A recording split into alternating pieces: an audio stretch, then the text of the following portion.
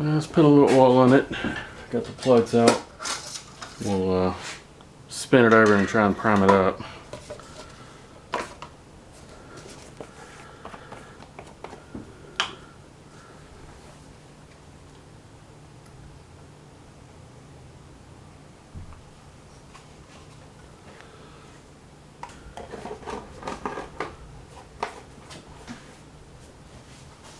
This is just some 1030 signature I had left over from a case.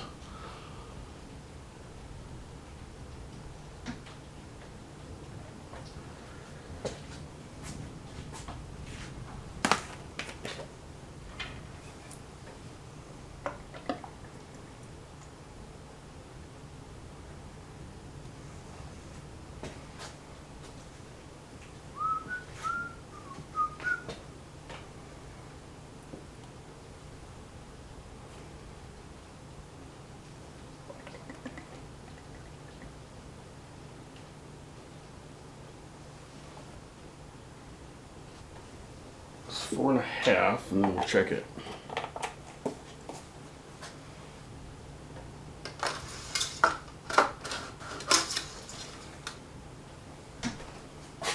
Alright.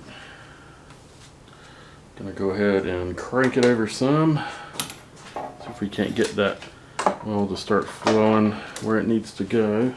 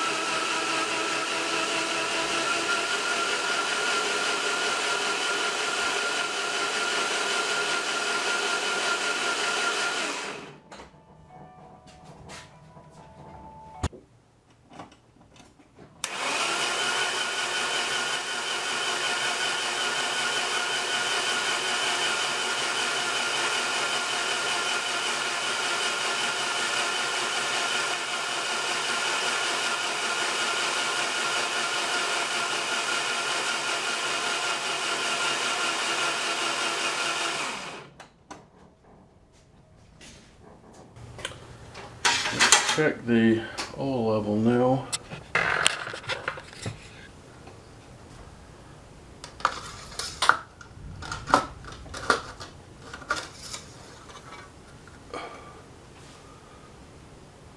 It is right at minimum.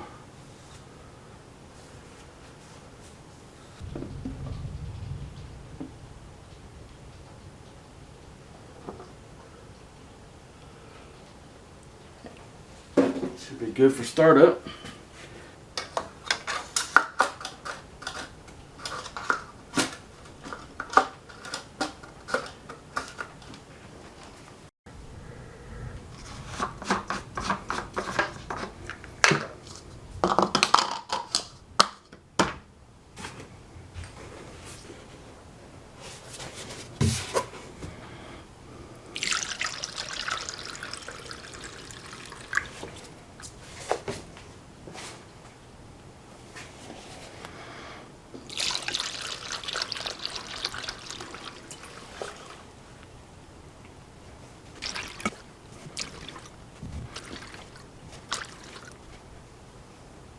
Any drip so far?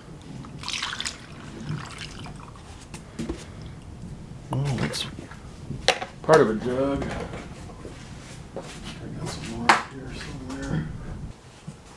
Well, that'll be enough to hopefully get it up most of the way to the radiator. We'll check it for leaks and let it sit. I'll have to go grab another gallon.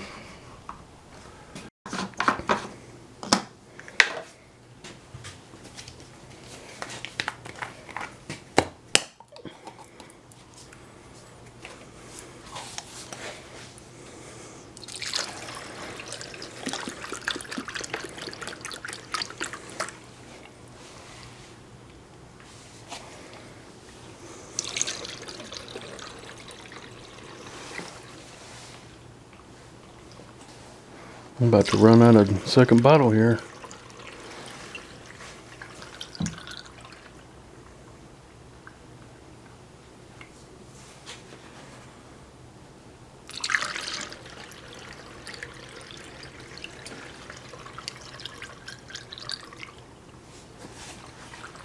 I didn't think it held that much. Okay, I guess I have to get another bottle. Well, let's see how it does with the spark plugs in as far as compression crank over. I think the battery should be good enough now.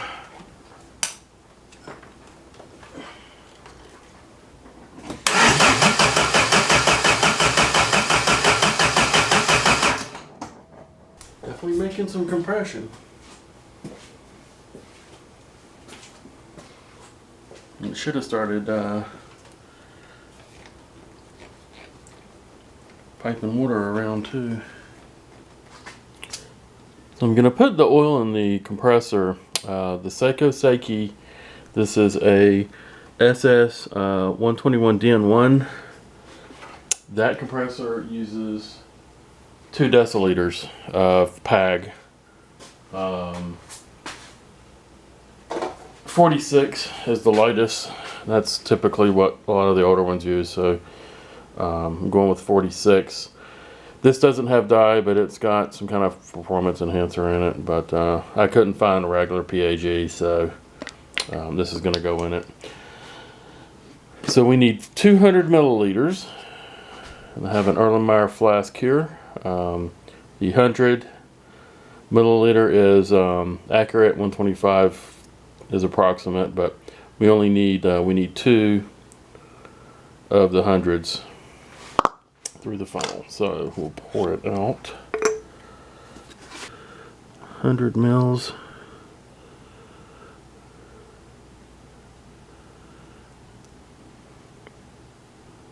That's about 6.7 fluid ounces.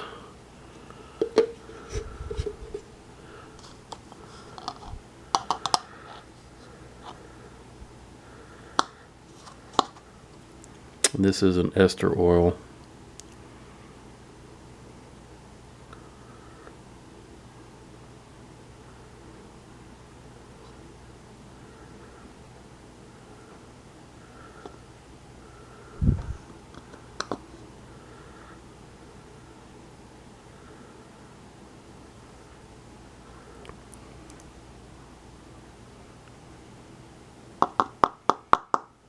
All right, there's one.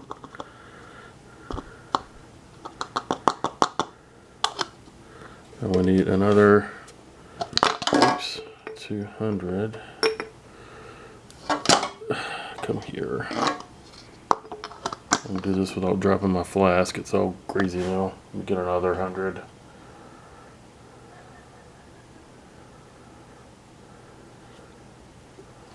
Just a little bit left in there. And pour it kind of slowly. Give it time to gurgle down through.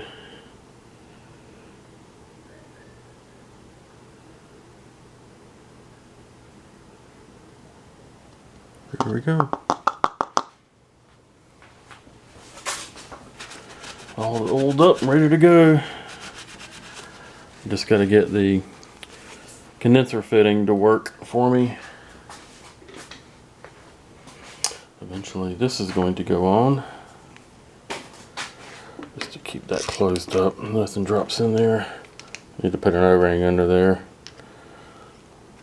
And I'll go ahead and do that.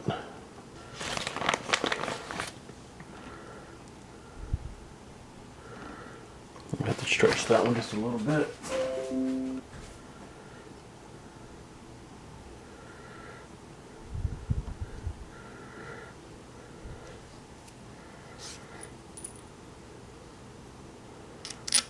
Make sure it doesn't pinch it.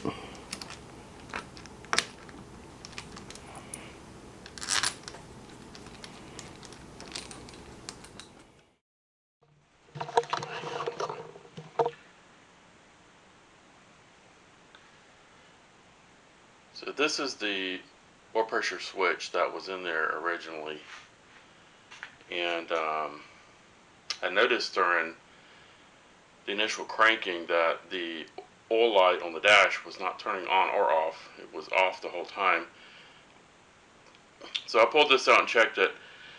There should be continuity between the tab and the body of the metal, when there's no pressure and it is open all the time. So who knows how long the previous owner was driving this engine, this car, without any kind of oil pressure warning. So instead of just putting a dummy switch back in, I actually put in, I don't know if you can see down in there, blinding the camera.